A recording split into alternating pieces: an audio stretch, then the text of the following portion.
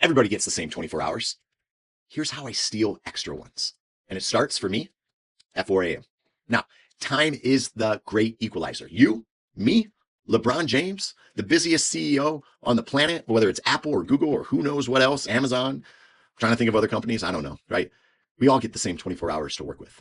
What separates people isn't the number of hours they're giving, it's what they choose to do with those hours. And the people who consistently pull ahead, yeah, they're the ones who figure out how to actually make those hours stretch. So for me, the edge starts before the sun even comes up, 4 a.m. Now, you might be like, Adam, that sounds brutal. But lately, it's kind of become my secret weapon. The world is really quiet at 4 a.m. My phone isn't ringing, emails aren't coming in, nobody's asking me for anything, my kids are asleep. It's a pocket of pure focus that belongs entirely right to me. Now, here's what this looks like in practice. The alarm goes off, and yeah, sometimes I'm a little groggy, but I don't linger. I get out of bed, I get my clothes, I bring it down, I splash some cold water on my face, right? I stretch a little bit, I get my coffee sort of percolating, right? I start brewing that coffee, and then I sit down, right? And I sit with the one or two things I actually need to do that day to move the needle.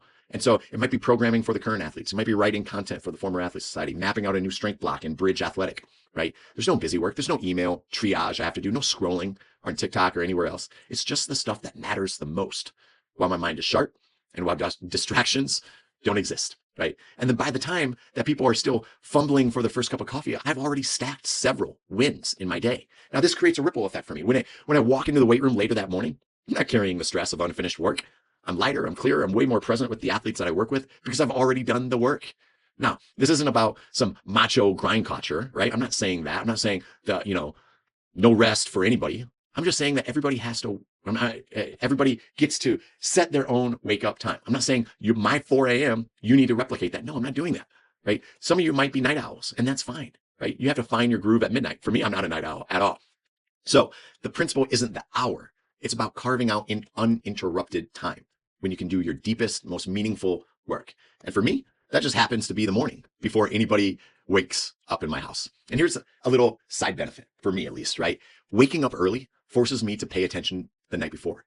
I can't stay up late watching shows or scrolling on social media or doing anything. So naturally, I have to eat dinner a little earlier. I have to skip late night snacking and I have to get to bed on time, right? That rhythm alone sets me up for the win the next day, right? My sleep is improved. Actually, my recovery is improved. My training and eventually my mood has improved. So if you feel like the day is constantly running you instead of the other way around, you have to look for those hidden pockets of time.